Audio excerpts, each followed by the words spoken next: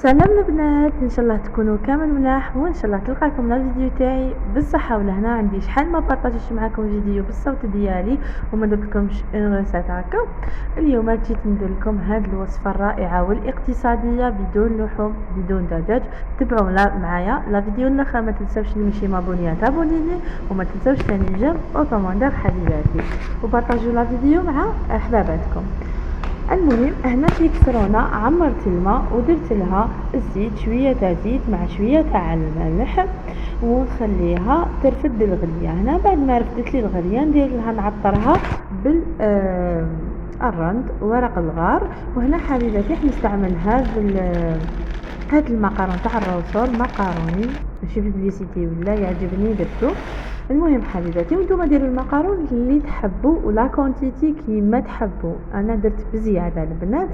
هنا نخليها ترفد الغليه غير 7 دقائق 6 دقائق، ما نخليهش يطيب بزاف، ونروحوا نديروا لاصوص. هنا حبيباتي درت شويه تاع الزيت، وهنايا البنات انا المرقاز كي نشريه وتبقى لي هذيك الزيت نديرها في بلاره البنات، ندير به سباغيتي، ندير به المقارون كيما نكونش راح ندير زعما مقارون وسباغيتي والرز بالجزله بالحم. ندير هاد المرقه تاع المرقاز. المهم حبيباتي قطعت حبيبات تاع الطرشي رقيق، ومن بعد درتهم يتقلاو على نار هاديه. وبعد كنت نحيت هذاك المقارون ديالي صفيته ودرت فوقه الماء بارد، هذا ما كان. ومن بعد البنات زدت لاصوص تاعي الثوم، 2 صوص تاع الثوم يكونوا كبار. هنا حبيباتي درت المغرف كبيره تاع طماطم مصبره مع مغرف صغيره تاع هريسه ما كترتش. اللي ما عندهاش دراري صغار في الدار تقدر دير 2 قرون تاع حار ولا حبه تاع حار تقطعها كيما قطعه الطرشي. هنا نزيد حبه طوماطيش تكون كبيره مسكرفجه. هنا بعد ما تقلاو لي درت الزعتره ودرت الرند مع زيتون اللي كان عندي. هنا حبيباتي خليتهم يتقلاو تري بيان. نروح ندير لي زيبيس، ملحت شويه برك، درت الملح، فلفل الكحل، القزبر، راس الحانوت، اللي عندها الكركم دير الكركم والعكري بيان سور. وهنا درت وحده جامبو، ونزيد نخليهم يتقلاو بالقعنا يا البنات. صدقوني هاد المقارون قراب يجيبني البنات.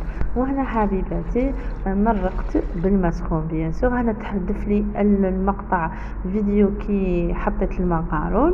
هنا درت لا بيشاميل او صوص تاع الفرماج. هنا حبيباتي حطيت المقارون تاعي في البلا ودرت فوقه صلصة الجبنة، صلصة البيشاميل، ورابيت فوقه الفرماج عادي. انا ندير نابولي ولا شيدار، هذاك النوع اللي جاي البواط تاعو حمراء البنات، شيدار اسمه هكا. هنا حبيباتي ندخله داخل الفرن يتحمر فقط، هذا ما كان. وعندي طرق بزاف من غير ديريها في الكوشه البنات، يجوا بزاف بنان. مي هذه الوصفه بزاف هايله وبزاف بنينه. نتمنى تجربوها وتبعتوا لي عبر الانستغرام تاعي ولا في صفحتي عبر فيسبوك. وهنا حبيباتي ما خليتوش يبرد، كانوا مزروبين كانوا يستنوا فيا غير وقتاش نطيبو. المهم البنات هاو الكراتا تاعنا يجي بزاف بنين وبنتو خياليه. انا نسيت باش ندير تما كنت مزروبه، نسيت باش ندير له رشه من فوق تاع زعتره وتاع المعدنوس، مي جا بنا شهيدكم في الجنه البنات.